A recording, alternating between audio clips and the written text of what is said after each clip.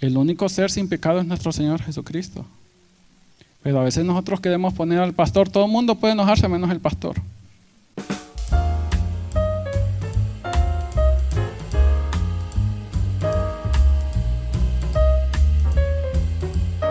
Muy buenas noches, hermanos. Qué gusto de verle, qué gusto que hizo tiempo, ¿no? Sabemos que a veces el viernes es para muchos el día de descanso, ¿verdad? Para algunos, ¿no? Para otros comienza. Es bien difícil en este país. Así que antes de empezar la clase del día de hoy, vamos a ponerlos en la mano del Señor, ¿va? Pidiéndole al Señor la dirección. Como siempre tenemos que poner al Señor primero. Así que incline ahí su rostro, concéntrese, hermano, en ponerse, que nos pongamos en un solo pensar para clamarle al Señor. Padre, te damos la gracias, Señor, por el día de hoy, por la vida de cada uno de mis hermanos que está acá, Señor, que hizo tiempo, Señor. Trae, Señor, entendimiento a ellos, dame facilidad de palabra para poder transmitir de forma clara, Señor, lo que el día de hoy queremos entender. Queremos que tu palabra sea trabajando en nuestra mente, no solo almacenándose, Señor, ahí, pero que sea efectiva en nuestro corazón, Señor, que muestre aquellas cosas que tenemos que cambiar, mejorar. Si en algún momento, Señor, nos distanciamos, Señor, o equivocamos el camino, que seas tú, Señor, el que nos traiga de nuevo a la luz, Señor, a tu palabra perfecta. Lo pido todo, Padre, en el poderoso nombre de nuestro Señor Jesús. Amén. Bueno, hermanos, seguimos en la serie No habéis leído, y hoy traigo un subtema nuevo, ¿verdad? No se preocupe, ya no vamos a hablar tanto de historia, mitología y todas esas cosas, ¿verdad? Pero es importante conocer la historia. De hecho, hay personas que dicen que aquellos que no conocen la historia cometen los mismos errores, ¿verdad?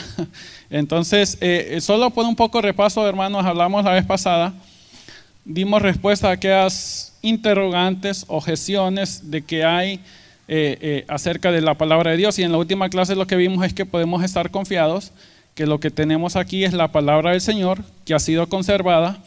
Hablamos un poco de la historia de los manuscritos, hablamos de lo que nos da confianza, que nunca la palabra estuvo en control de un grupo, ¿verdad? Que siempre el Evangelio, obedeciendo a nuestro Señor Jesucristo cuando dijo ir por todos lados, va, y predicar el Evangelio, siempre se ha querido en todos lados llevar la palabra. Entonces vimos, ¿verdad?, que había copias. Y había, por ejemplo, alguna carta del apóstol Pablo en Roma, venían personas de todos lugares y hacían copias. Se llevaban estas copias y de esas copias sacaban otras copias. Entonces es por eso que hay familias de copias en todos lugares. Es por eso que si alguna persona, ¿verdad?, digamos esos que dicen, no, en Roma lo quisieron cambiar, ¿va? Si usted lo hubiese querido cambiar en un lugar, podríamos compararlos con otros lugares, pero vemos que el mensaje sigue siendo el mismo. Y que debido a que fue el hombre, ¿verdad?, es inspiración divina, pero Dios usa instrumentos, ¿verdad?, que es el hombre. Y el hombre a veces no piense que cuando los escribas estaban a veces escribiendo por horas, ¿no? Más de alguno, no había café, yo creo, en esos tiempos, ¿verdad? Más de alguno cometió un error. Entonces, debido a que tenemos miles de manuscritos que ningún otro trabajo de la antigüedad, historiador o filósofo griego, tenemos tantos manuscritos, de que obviamente es ahí donde vemos que hay pequeños errores en el sentido de letreo, orden de palabras, ¿verdad? Pero hemos visto que más del 99% no tiene ningún impacto en el texto. Pero sin embargo, cuando ustedes conocen estos datos, es ahí donde vienen las personas, especialmente los incrédulos o los enemigos de la fe, y tratan de torcer, porque lo único que necesitan es sembrar duda. Eso es lo que uno necesita. Además, porque recuerde que al final de estos grupos, entiendo yo un poco más a los ateos, pero si usted se pone a hablar con un mormón, con un testigo de Jehová, inclusive con un musulmán, ellos reconocen que la Biblia es la palabra de Dios. ¿Por qué la ataca? Porque no coincide con su doctrina. Entonces hay que decir, ha sido cambiada. Es por eso tiene que tener sabiduría y entender. Pero hoy vamos a hablar, no vamos a hablar tanto de historia, vamos a hablar con un tema que llama Toda Escritura es inspirada por Dios. Amén, hermano. Toda Escritura es inspirada por Dios. Así que le pido que se vaya ahí al libro de Segunda de Timoteo. Segunda de Timoteo, capítulo 3, versículo del 15 al 17. Segunda de Timoteo, capítulo 3, versículo del 15 al 17. Ese va a ser nuestro pasaje principal Vamos a hacer algunas referencias, pero mantenga ahí el dedo, el apartador, lo que use usted, téngalo ahí porque vamos a estar estudiando este pasaje, ¿verdad? ¿Ya lo tienen, hermanos? Amén, gloria a Dios. Y dice, hablándole un poquito dice esto, y desde la niñez has sabido las sagradas escrituras, las cuales te pueden dar sabiduría que lleva a la salvación mediante la fe en Cristo Jesús. En toda escritura es inspirada por Dios y es útil para enseñar, para reprender, para corregir, para instruir en justicia, a fin de que el hombre de Dios sea perfecto, equipado para toda buena obra. Fíjese bien aquí, como a mí me encanta la historia, solo un poquito de historia. Esta es la última epístola del apóstol Pablo, que está encarcelado, ¿verdad? Y dice en la epístola, a nivel de delincuente, de criminal, posiblemente nos indica que hasta estaba, ¿verdad?, con cadenas. Y entonces él está a punto de partir con el Señor y le manda esa carta a Timoteo. La carta fue aproximadamente escrita en el año 64-67 y el apóstol Pablo sabe que ya va a partir. De hecho, en el capítulo 4 menciona lo siguiente, dice, porque yo ya estoy para ser derramado como una ofrenda de libación y el tiempo de mi partida ha llegado. Los cristianos no morimos, partimos con el Señor, ¿verdad? Así que fíjese, dice, mi tiempo de partida. Un día me gustó escuchar un personaje, un basquetbolista famoso, y estaba en el funeral. Dice, yo no he perdido a mi esposa porque sé dónde está. Estamos aquí en el funeral celebrando su vida, ¿verdad? A veces quiero aprender el inglés y se me olvida el español, pero no hablo inglés, entonces me quedo mudo. No aprendo, por lo menos aprender el inglés sería bueno, ¿no? Pero yo creo que la edad ya no almacena tanta cosa, así que ni modo. Fíjense bien, vamos a estudiar el versículo 15, dice, y desde la niñez has sabido las sagradas escrituras. Fíjense bien, dicen algunos comentarios bíblicos que los judíos desde la niñez empezaban a educar, a instruir a sus hijos, ¿verdad? Y sabemos que Timoteo, cuando menciona, ¿verdad?, de la fe que hubo en su abuela Loila y en su madre Eunice, entonces vemos que ellos pasaron un punto muy importante en la vida de Timoteo. Ahora, yo siempre a veces a mis alumnos, yo doy clase a los niños y digo, me gusta una persona que dice, la mejor forma de memorización es la repetición. Hermano, lo voy a repetir hasta el día que llegue viejo y que el Señor me dé la oportunidad. La responsabilidad de educar a nuestros hijos en la fe es nuestra. Es de usted como padre. No es del maestro de la escuela, es de usted. ¿Verdad? Dice la Biblia, inculca al niño en su camino. Hay cosas que nosotros no podemos hacer, hermano. ¿Verdad? A veces nuestros niños se desvían, pero nuestro trabajo es transmitir la palabra, educarlos, y el trabajo de convertir su corazón es el Señor. ¿Verdad? Porque hay un momento, acuérdese, Dios no tiene nietos, tiene hijos. Y hay un momento que nuestros hijos van a tener su propio encuentro personal con Dios y Dios va a transformar su vida. Pero es usted, su trabajo, ¿verdad? Y lo digo porque a mí me ha tocado dar clases en otros lugares, en diferentes tiempos, desde hace mucho tiempo. Y me da pesada, hermano. Se lo digo, tengo muchos años, gracias a Dios, teniendo la bendición de dar clase. Y esto no solo pasa aquí, pero me ha pasado en otros lugares. No se vaya a sentir mal porque no le estoy diciendo con ninguna persona en particular, le estoy diciendo mi experiencia como maestro. Muchas veces llegan los niños bien cambiaditos, bien perfumados, pero llegan sin la Biblia. Tal vez tienen, pero llegan sin la Biblia. A veces llegan con el teléfono, pero llegan sin la Biblia. Es usted el encargado de decirle a su hijo, tienes que llevar la palabra. A veces uno le dice al hijo, a los niños, ¿verdad? Vamos a ver en el libro de Deuteronomio, ¿qué? ¿Verdad? Entonces, es necesario, hermano. Ahora fíjese bien que el cristiano, la Biblia nos dice, ¿se acuerda cuando Jesucristo le dijo a Nicodemo de que todo el mundo debe nacer de nuevo? O sea que cuando el que está en Cristo, nueva criatura es. O sea que cuando usted recibió al Señor Jesucristo, se transformó en un niño espiritualmente. O sea que como niño usted también necesita ser educado y enseñado. Y es por eso, ¿verdad? Que si usted tiene poco tiempo de haber nacido de nuevo, es importante que se eduque, que estudie la palabra, que se nutra, ¿ok? De todo esto. La niñez es la etapa oportuna para nosotros educar a nuestros hijos, ¿verdad? No tienen que esperar que su hijo tenga 15, 17, 20 años, ¿verdad? Cuando ya está la influencia de este mundo bastante grande, tiene que empezar desde pequeño. Y asimismo también, si usted recibió al Señor Jesucristo cuando tenía 30, 40, 50 o 60, en ese momento usted es un niño y necesita de la palabra de Dios, nutrirse de la palabra de Dios. Cuando se refiere a las Sagradas Escrituras, se refiere al Antiguo Testamento, ¿verdad? Esta fue la educación de los hijos, la ley, los profetas y los salmos. Fíjese bien, dice, y que desde la niñez has sabido las Sagradas Escrituras, las cuales te pueden dar sabiduría que llevan a la salvación mediante la fe en Cristo Jesús. El Antiguo Testamento anuncia la venida del Mesías, ¿verdad?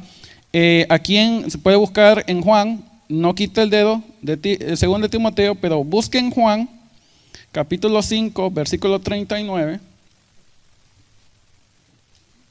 Juan, capítulo 5, versículo 39.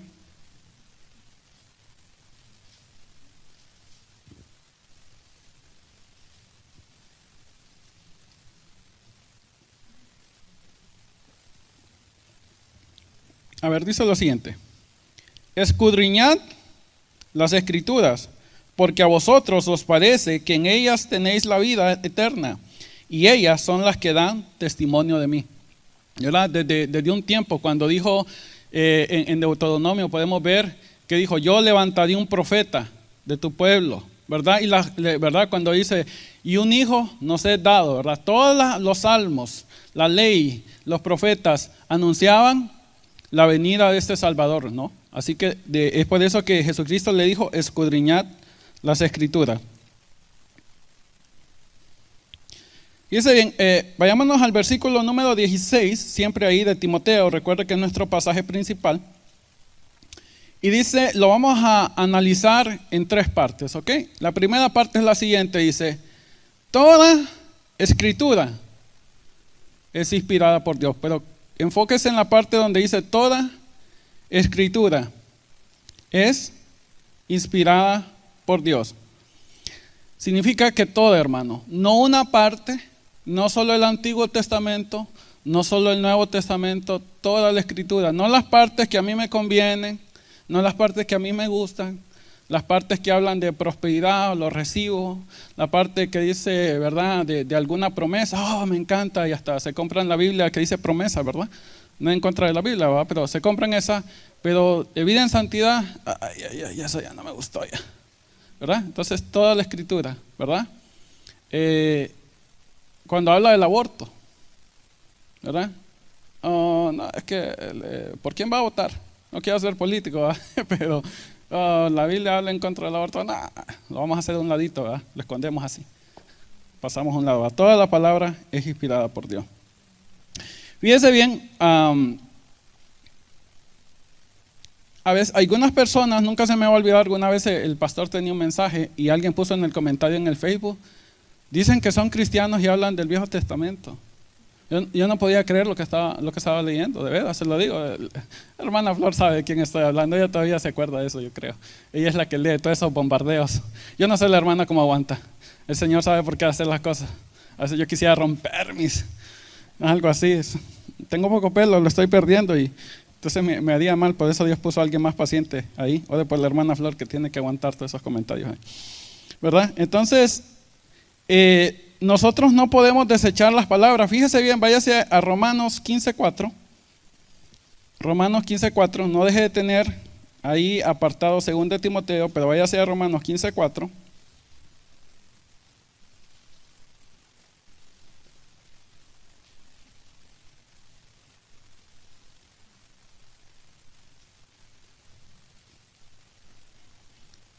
A ver si no me equivoqué. Sí.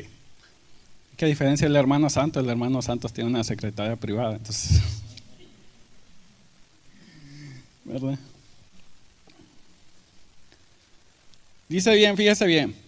Porque las cosas que se escribieron antes, para nuestra enseñanza se escribieron, a fin de que por la paciencia y la consolación de las Escrituras tengamos la esperanza. Las cosas que antes se escribieron son para nosotros, ¿verdad? Y mucha gente dice, ay, que voy a leer Deuteronomio, Éxodo, eso ya no aplica para mi vida, eso era solamente para los judíos. Pero dice que esas cosas se escribieron para nosotros, ¿verdad? Y tienen gran relevancia, especialmente en los tiempos que estamos viviendo. Si usted estudia la vida de José, se da cuenta que ante los ojos del ser humano la vida de José parecía un carrusel, así, ¿verdad? Era el consentido de sus papás, pero era el enemigo de sus hermanos, ¿verdad? O sus hermanos lo miraban de otra forma. Le dieron túnica, empezó a tener revelación, pero sus hermanos lo tiraron al hoyo. De ahí lo sacaron del hoyo, pero lo vendieron de esclavo. De ahí de esclavo empezó a subir a ser una persona que tenía una gran posición, pero de ahí, por ser lo correcto y por ser fiel, lo mandaron a la cárcel, ¿verdad?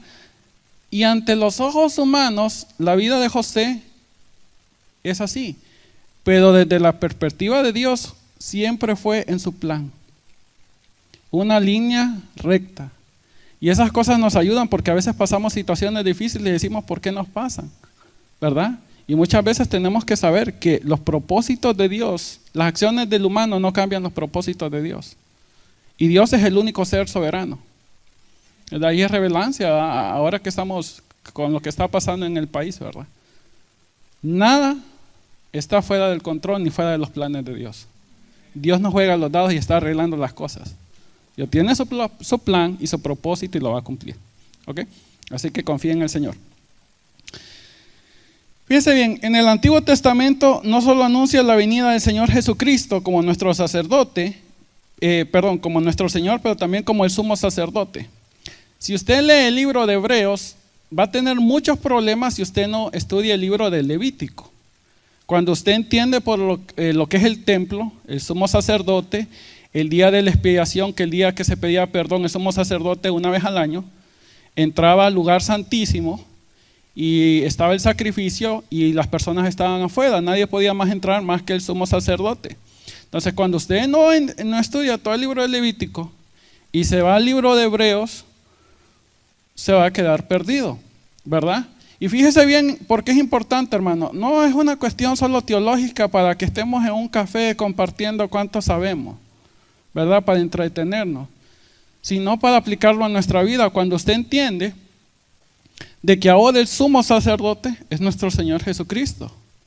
Él es el sumo sacerdote, Él mismo es la ofrenda perfecta. Y ya no se necesita como estos sacerdotes que morían, dice el libro de Levítico, ¿verdad? Morían, entonces cada vez tenían que ser suplantados. Déjeme buscar, creo que apunté aquí un pasaje que me gustó.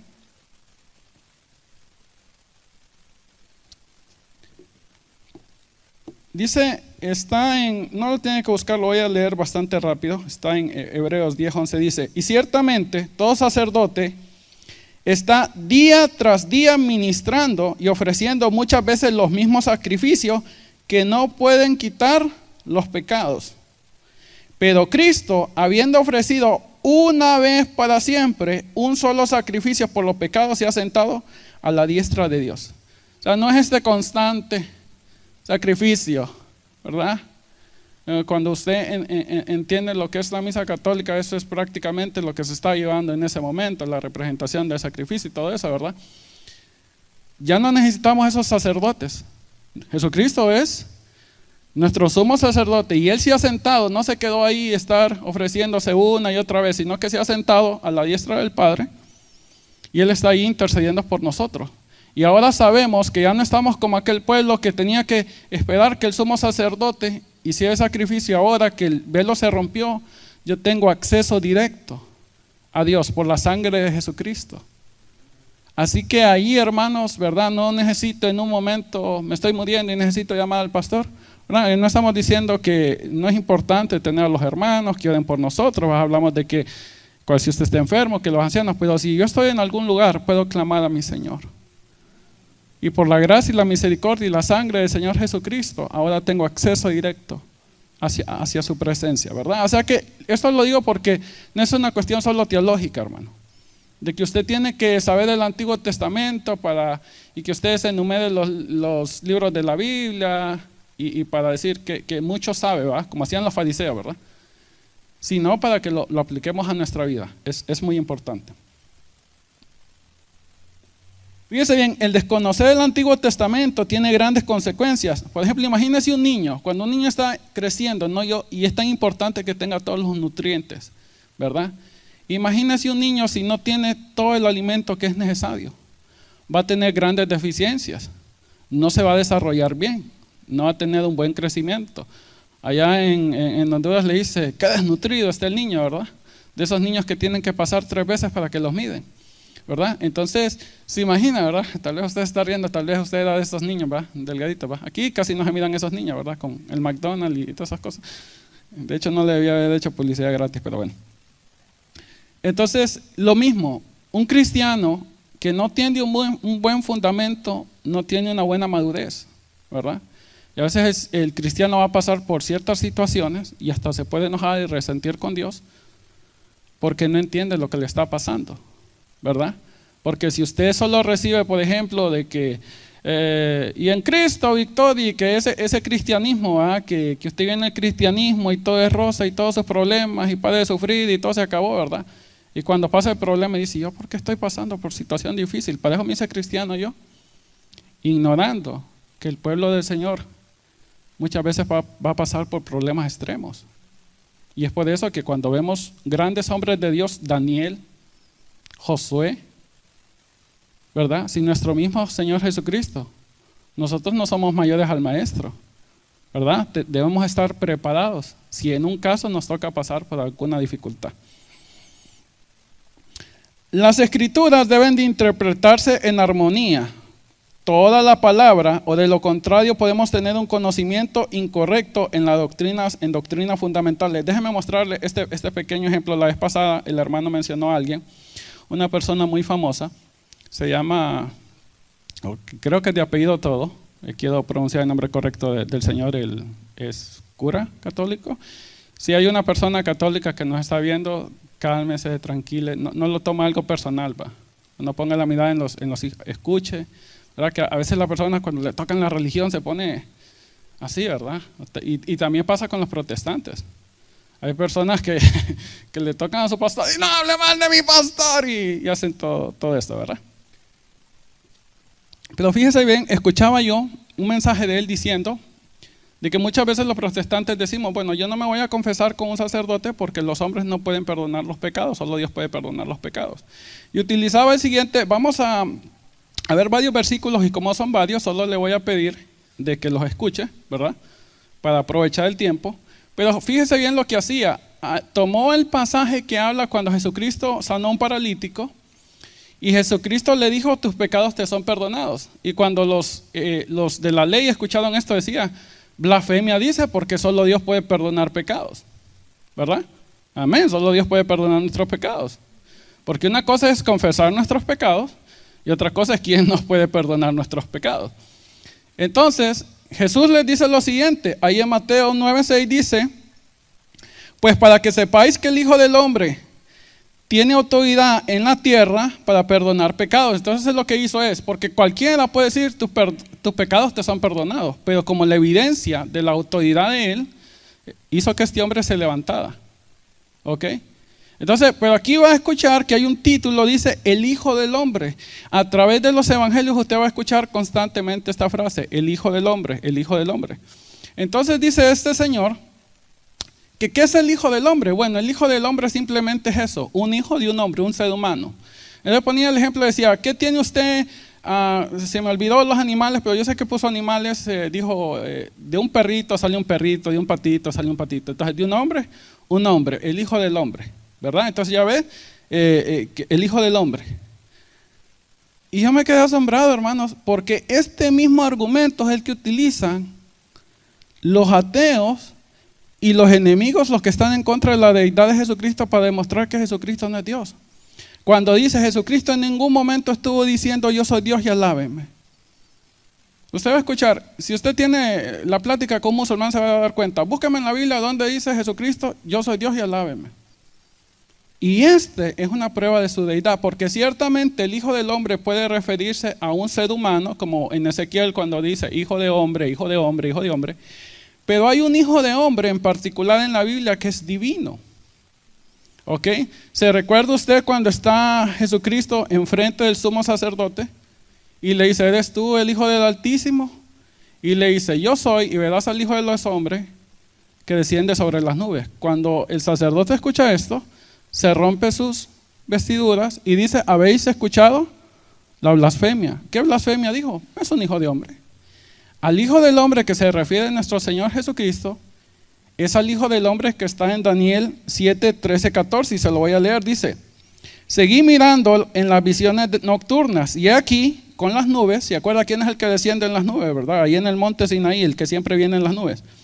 Venía uno como hijo de hombre, o sea, una persona con apariencia humana, con rostro humano, que se dirigió al anciano de días y fue presentado ante él, y le fue dado dominio, gloria y reino para que todos los pueblos, naciones y lenguas le sirvieran. Su dominio es un dominio eterno que nunca pasará, y su reino es uno que no será destruido. Este es un hijo de hombre en particular, no es cualquier ser humano. Pero, y le voy a mencionar tres rapidito. Cuando usted busca las veces que Jesucristo utilizaba ese título, cuando uno ignora toda la palabra, por eso le digo que el no tener toda la palabra puede traer grandes problemas. Y la teología importa, hermano, sí importa bastante. Fíjese bien, Mateo 12, 6 del 8 dice, pues os digo que algo mayor que el templo está aquí, porque el Hijo del Hombre es el Señor del día del reposo. Bueno, si un hijo de hombre solo significa que es un ser humano, usted y yo somos el Señor del sábado. No, ¿verdad? Otro pasaje de Mateo dice, porque el Hijo del Hombre ha de venir en la gloria de su Padre con sus ángeles, y entonces recompensará a cada uno según su conducta. Es un juez, ¿verdad? Y viene con sus ángeles. Y el último, Hechos 7:56, y dijo, he aquí, veo los cielos abiertos y al Hijo del Hombre de pie a la diestra de Dios. Si es un solo ser humano, ¿verdad? O cuando dice, es necesario que el Hijo del Hombre padezca esto. Ok, si es un hijo de hombre, entonces, ¿a qué hora van a padecer el sufrimiento de ellos? Entonces, toda escritura, hermano, tenemos que poner junto toda la escritura, y es por eso que es bien importante, hermano. No podemos desechar todo lo que se ha escrito para nosotros. Y es la palabra de Dios, ¿verdad? Esa es la forma en que nosotros nos comunicamos con Dios, es a través, ¿cómo hablamos con Dios? A través de la oración. ¿Y cómo escuchamos su palabra? A través de la escritura. De hecho, estaba escuchando a un pastor y lo estaba poniendo mucho en mi vida en los últimos tiempos, de que decía de que vio a un africano y vio que leía la palabra así, y luego levantaba la cabeza y hablaba. Y luego bajaba la cabeza, y luego levantaba la cabeza, hablaba, y le preguntaban, ¿qué haces? Cuando estoy bajando la vista y estoy leyendo las escrituras, Dios me está hablando. Y cuando levanto la cabeza y oro, le estoy contestando, estoy comunicándome con Dios. ¿Se ha fijado que a veces tenemos problemas cuando estamos orando? Queremos orar y se nos viene todo a la mente. No sé si es algo en el ser humano, no sé si es un ataque espiritual, pero cuando estamos orando todo se nos viene a la mente. La estufa, el carro, todo se viene a la mente. Y quisiéramos orar, ¿verdad? Y estamos ahí batallando. Entonces una cosa que a mí me ha servido es de que dice, busque un pasaje en la escritura. Tal vez algún salmo, ¿verdad? El Salmo 23, donde dice, Jehová es mi pastor. Y dígale, ok, Señor, yo quiero que tú seas mi pastor, yo quiero que tú seas mi oveja. Y basado en ese salmo empezamos a orar. Es una práctica que ayuda mucho. Me la compartieron a mí, he sido bendecido por ella y se la quería compartir a ustedes. Ok. Fíjese bien, otro ejemplo, a veces nosotros nos encontramos con pasajes, y a veces se lo digo porque en parte así somos, a mí me ha pasado. Nos encontramos pasajes y no los entendemos y los dejamos así, los pasamos y no investigamos y no escudriñamos las escrituras. ¿Se ha fijado, por ejemplo, cuando Dios dice, Dios mío, ¿por qué me has desamparado? La gente dice, no, pues es que Jesucristo realmente Él no sabía que iba a pasar por esas circunstancias o estaba dudando. Eso muestra que no era una deidad, perdió la fe, o sea, tantas cosas. De hecho, yo escuché al hijo de lo que es posiblemente el cantante en español cristiano más famoso, me voy a reservar su nombre, pero el hijo decía algo así como que en ese momento Jesucristo se había como en una forma atea se había puesto él. Y es increíble porque fíjese bien, voy a leer el versículo, se encuentra en Mateo 27:45 y dice así: alrededor de la hora novena Jesús exclamó a gran voz diciendo: Eli, Eli, lema sabactani. Esto es: Dios mío, ¿por qué me has abandonado? Algunos de los que estaban ahí, al oírlo, decían: este llama a Elías, ¿verdad? Nos vamos a dar cuenta también que a veces las personas que escuchaban las escrituras, la Biblia narra cuando ellos no podían entender o había confusión entre ellos, ¿verdad? Pero fíjese bien que yo muchas veces había leído este versículo, lo había preguntado, pero nunca había investigado. Pero este versículo es hermoso porque fíjese bien que no tiene nada que ver de que nuestro Señor Jesucristo dudó, sino que todo lo contrario. Porque yo estoy seguro, ¿le ha pasado a usted, hermano, cuando está en la alabanza, que usted a veces solo escucha las primeras notas o las primeras letras y usted ya sabe cuál es la alabanza y empieza a cantar? Lo que está haciendo nuestro Señor Jesucristo es citando la primera parte del Salmo 22. En el Salmo 22 se encuentran los sufrimientos que Él va a padecer. Hay muchos, pero voy a leerle un par. Dice, en el Salmo 22 dice lo siguiente: Dios mío, ¿por qué me has desamparado? ¿Por qué estás tan lejos de mi salvación y las palabras de mi clamor?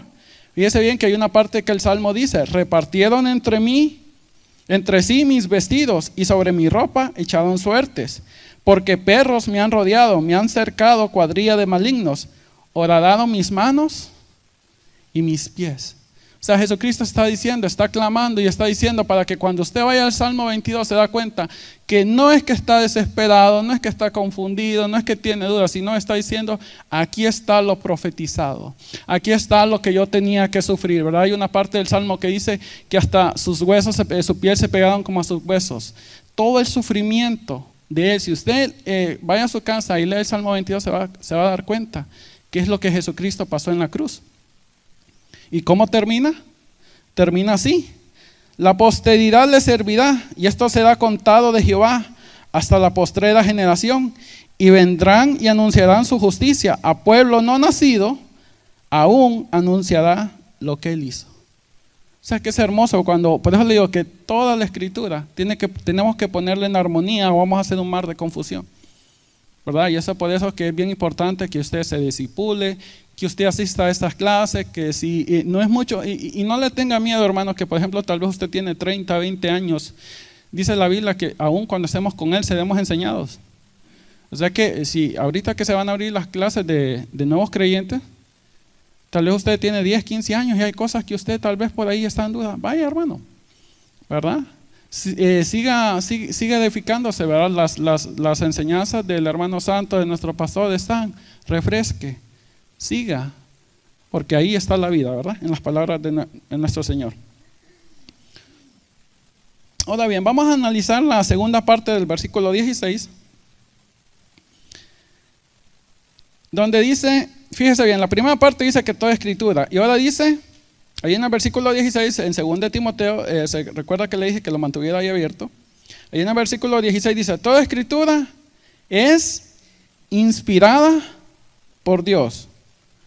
Inspirada por Dios. El adjetivo aquí es theanustos, que es una combinación de dos palabras en griego, theos. ¿Se ha escuchado cuando usted escucha la palabra teología? Theos, Dios, ¿verdad? En griego.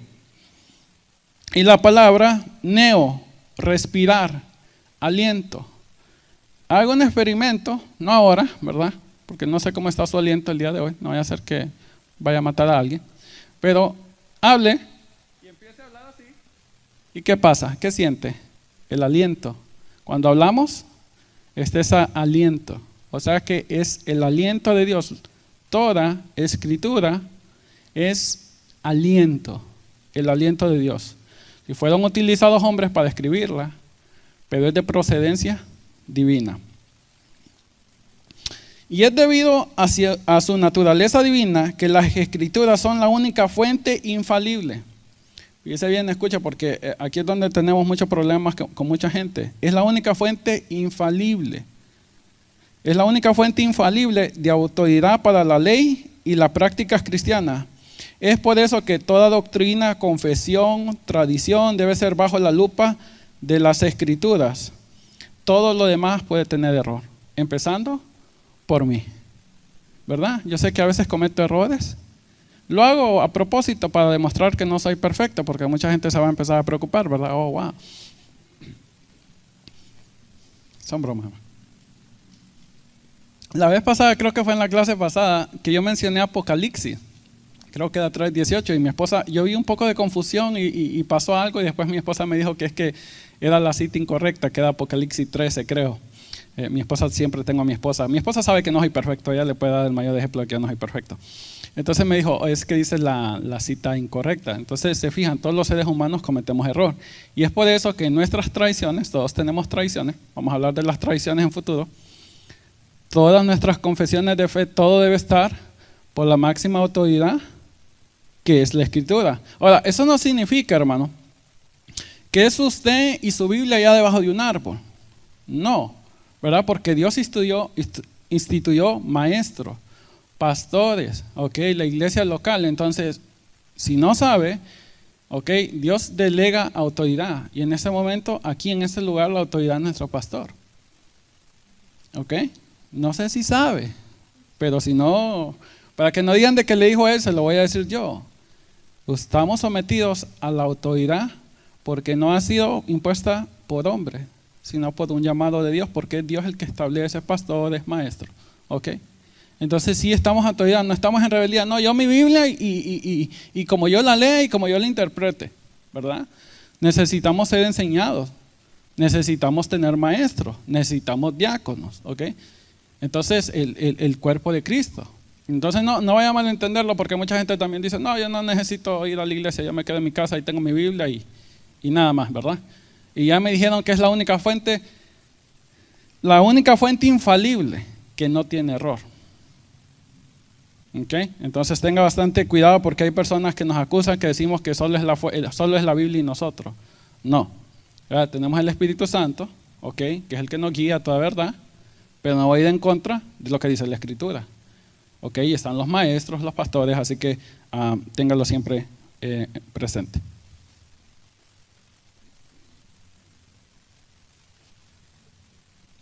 La tercera parte del versículo 16 dice, y es útil para enseñar, para reprender, para corregir, para instruir en justicia.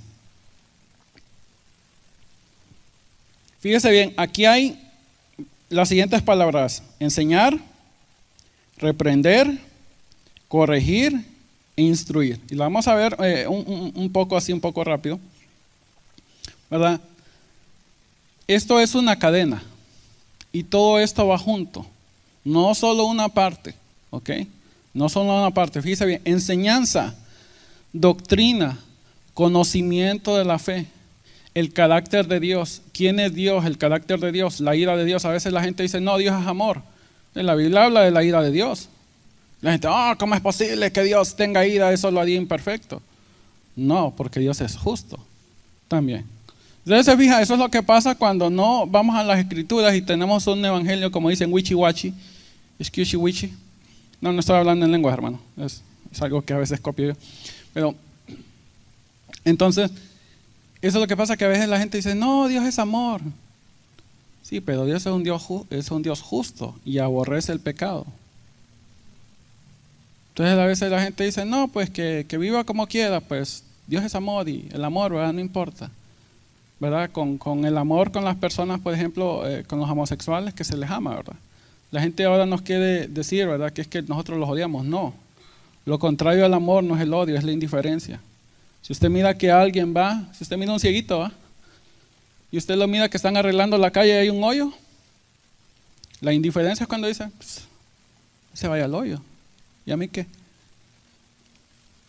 El amor es tener cuidado por esas personas, ¿verdad? Pero la gente dice, no, pues Dios es amor. ¿verdad? Y que se amen, dijo la palabra, que se amen los unos. A veces nos ponemos bien bíblicos, ¿va? Teológicos. Nos amemos los unos a los otros. O sea que yo puedo tener relaciones con familiar. No, ok, entonces, ¿verdad? Debemos ser enseñados en doctrina. Necesitamos ser enseñados, hermanos. Necesitamos la palabra de Dios. Reprensión. Aquí es donde a muchos les gusta, pero dependiendo para dónde viene, ¿verdad? Si la reprensión es para alguien, nos gusta reprender, ¿va? Pero que nos reprendan, no nos gusta. El mayor ejemplo es un matrimonio, ¿verdad? ¿Se ha fijado cuando usted le tiene que decir a su esposa que está mal? Qué bien se siente. Les encanta decir, te lo dije, ¿verdad? Y cómo nos gustaría que nuestra esposa nos dijera, sí, tienes razón, yo estaba equivocada. No lo voy a escuchar, hermano. No lo voy a escuchar. ¿Ok? De hecho, los hombres terminamos pidiendo disculpas de cosas que nosotros no hicimos mal.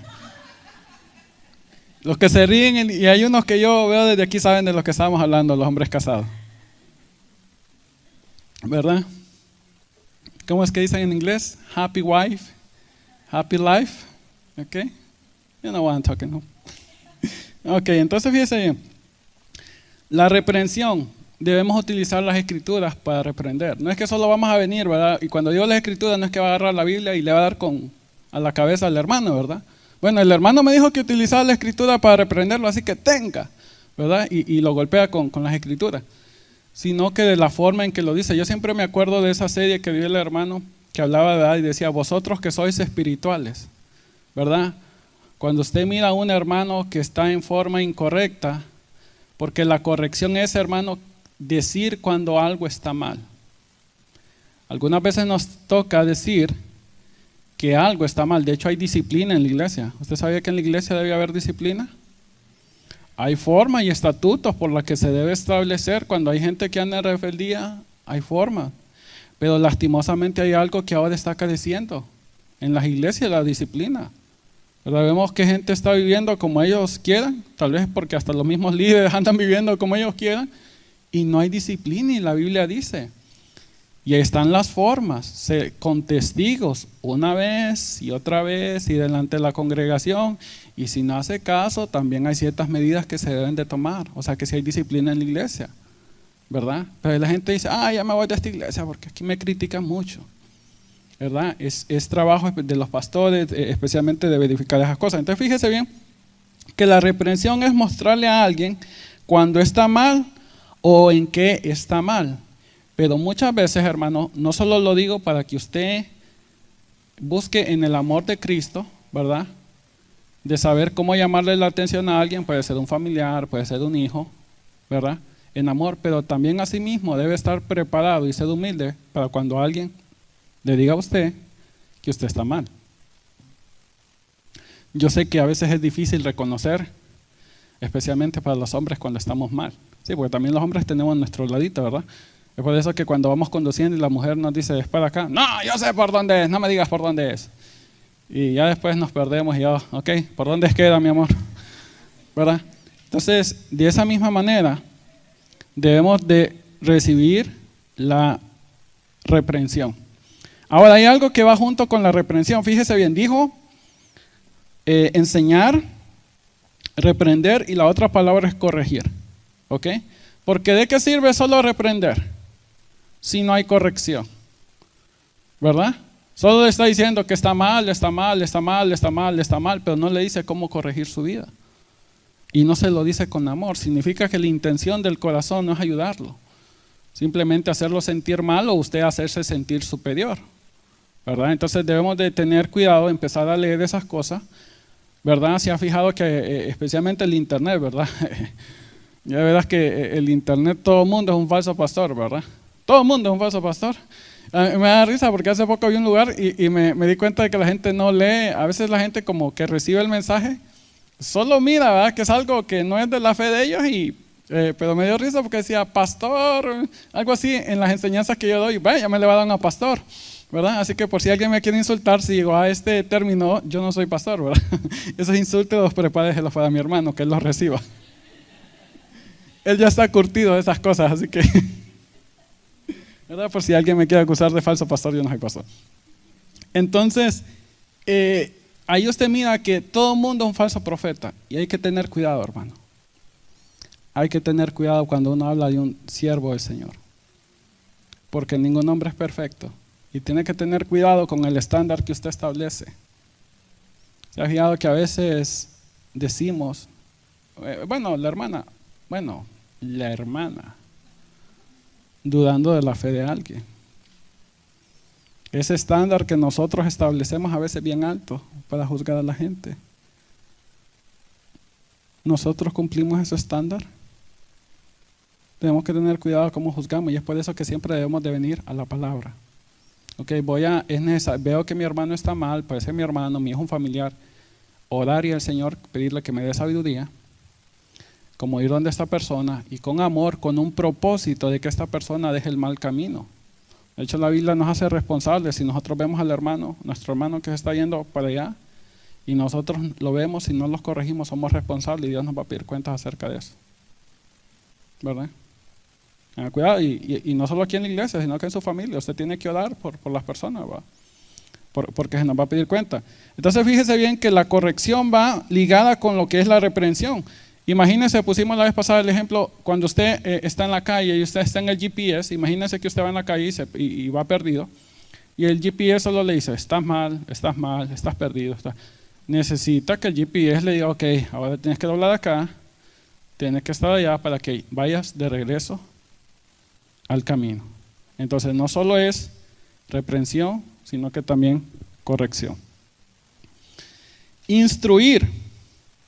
Aquí dice, una definición de instruir dice proporcionar conocimiento, habilidades, ideas o experiencias a una persona para darle una determinada formación. Fíjese bien que en inglés, cuando usted busca este pasaje, en inglés dice la palabra, dice training, entrenamiento, ¿verdad? Necesitamos ser entrenados, discipulados, ¿verdad? Aquellos que trabajan ahí, que van al gimnasio, ¿verdad? Y que se entrenan en alguna o en cualquier cosa, donde usted pone en práctica, ¿verdad? Usted va a las clases y usted de ahí tiene que poner en práctica lo que ha aprendido, ¿verdad? Porque si usted no lo pone en práctica, cuando llega el momento de la verdad no va a saber cómo reaccionar, ¿verdad? En cualquier cosa, en cualquier disciplina. Entonces me gusta porque la palabra en inglés dice training.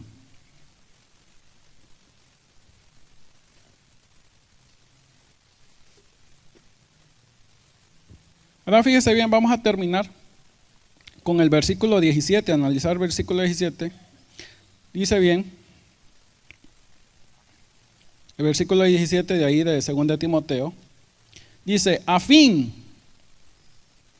de que el hombre de Dios, o sea, hay un fin, hay un propósito.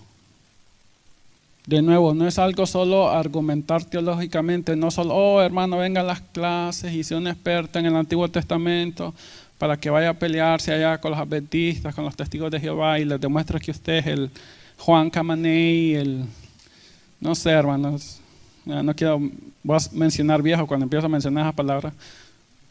¿Alguna vez ustedes saben quién es Juan Camaney? Se ríen, ¿verdad? Yo sé, son más o menos de mi edad. ¿Okay? Hay unas personas que no saben lo que estoy diciendo, pero está bien. A fin, debe tener un propósito, el ser instruido. Si se fija en el libro de Judas dice que aquellos que duran, ¿verdad? A los que están siendo enseñados, porque muchas veces la gente, si usted se fija en el internet, ataca las falsas doctrinas, pero nunca trae corrección. Solo empieza a disparar un atajo de misiles, ¿verdad? Alguien los puso ahí, yo no sé por qué, ¿quién los puso ahí? ¿verdad? Mira, falso pastor, y empieza, decimos, lo único infalible es la escritura. Ahora, sabemos que hay falsas enseñanzas en el internet, ¿verdad? Que es el medio que se utiliza. Y no está mal, pero ¿con qué propósito lo hacemos? ¿De solo ponernos como santos? ¿Como perfectos? ¿Qué pasa cuando usted dice, este es falso pastor y esto? ¿Usted realmente le preocupan las ovejas que están en esa iglesia? ¿O simplemente es pura ganas de atacar?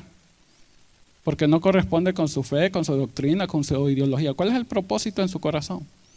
Y fíjese bien que, se lo digo yo porque a mí me pasó, y he escuchado de gente que eso le afecta a la gente del cristiano. Porque hay hombres temerosos de Dios que a veces cometen errores. Y déjeme decirlo, por si usted no lo sabe, pues el pastor es un hombre común y cualquiera. El único ser sin pecado es nuestro Señor Jesucristo. Pero a veces nosotros queremos poner al pastor, todo el mundo puede enojarse menos el pastor. ¿Verdad? Todo el mundo es, no, hoy es pastor. O sea, nosotros sí nos podemos enojar, ¿va? Nosotros llegamos a la casa enojados, le gritamos al hijo, a la esposa y hasta le pegamos una patada al perro. Pero el pastor no se puede enojar. El pastor debe ser perfecto. No puede cometer, y puede cometer errores como cualquiera. La palabra nos enseña que David fue un hombre conforme al corazón de Dios. ¿Qué hace que un hombre sea el corazón de...? Y usted dice, pero David, ¿va? Cometió un gran pecado tremendo. Pero la diferencia es que David reconocía su pecado y clamaba y pedía perdón. Porque es un hombre, de acuerdo al conforme al corazón de Dios. Significa que, Señor, he pecado, me arrepiento. Y eso es lo que dice David en el Salmo 23. Contra ti solo he pecado y he hecho lo malo delante de tus ojos. Límpiame, dice. Entonces, ¿verdad? Tiene un fin. Todo esto tiene, el estudiar la palabra, la escritura, tiene un propósito en nuestra vida. Fíjese bien. A fin que el hombre de Dios, no está hablando a nosotros. No le está hablando al inconverso. A nosotros, hermano. Al creyente. ¿Es usted un hombre de Dios? ¿Verdad? ¿Una mujer de Dios? No piense que estamos aquí sacando a las mujeres, ¿verdad? ¿Es un hombre o una mujer de Dios? Ok. Entonces esa palabra es para nosotros. A fin de que el hombre de Dios sea ¿qué? Perfecto.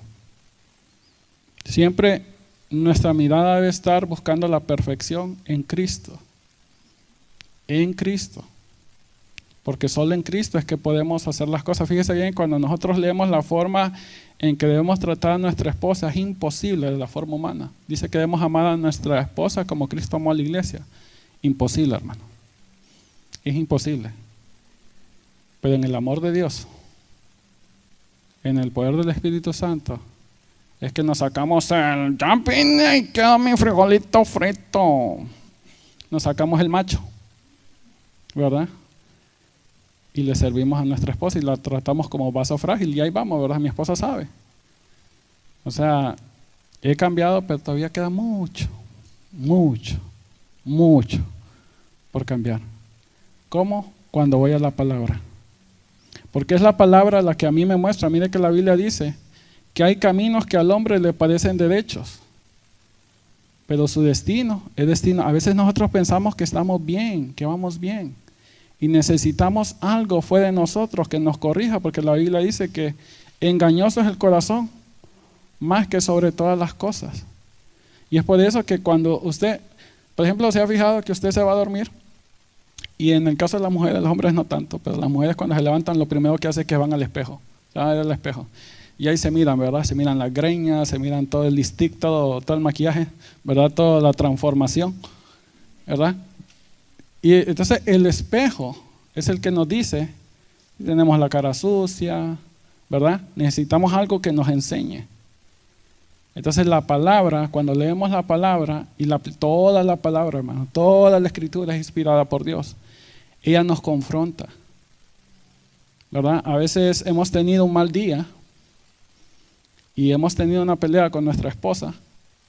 A mí me ha pasado, hermano. No sé usted, yo sé que ustedes son bien santos, pero yo no. Entonces, a veces usted ha tenido una pelea ahí con la esposa y de repente vamos y leemos la palabra y dice que debemos de tratar bien a nuestras esposas para que nuestras oraciones no tengan estorbo. Y no duele. Yo pidiéndole al Señor por un trabajo y aquí tratando a mi esposa como yagua al viejo, como dicen algunos. Entonces la palabra nos confronta y nos dice cuando estamos mal. Nos habla de la ira, nos habla de la humildad. Entonces necesitamos la palabra de Dios. A fin de que el hombre de Dios sea perfecto, equipado, que tenga lo suficiente. La palabra de Dios nos da lo suficiente que nosotros necesitamos. Ok, si usted, por ejemplo, usted dice es un policía, ok, necesita darle al policía, necesita darle su radio, necesita darle su pistola, qué sé yo, a su chaleco antibalas, todo lo que usted quiera. No lo va a mandar ahí, ¿verdad? Como dicen en Honduras, a veces me sale el hondureño ahí y solo a poner el pecho, tirar el pecho, ¿verdad? Entonces tiene que ir equipado. Tiene que ir con las esposas. Allá en Honduras le decimos las chachas, ¿verdad? Entonces por eso en Honduras cuando alguien se casa dice, ya te pusieron las chachas, ya lo esposaron, no, ya, ¿verdad? Entonces, tengo cuidado porque a veces las palabras que son en un idioma, en otro idioma, así que tengan paciencia, ¿verdad? No quise ofender a nadie. Pero dice que la palabra de Dios tiene un fin, de que el hombre de Dios sea perfecto, equipado para toda buena obra, ¿verdad?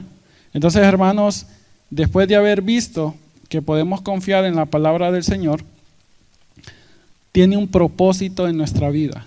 No es un propósito solamente teológico para entretenerlo, para que usted pueda ir a una competencia ahí de quién sabe más, quién se sabe más versículos, sino porque los podamos aplicar en nuestra vida, para que podamos enseñar a otros, para aquellos que necesitan corrección, incluyendo a nosotros mismos, sepamos las formas de cómo tener que corregir, de examinar nuestra vida, cuál es el propósito con que hacemos las cosas.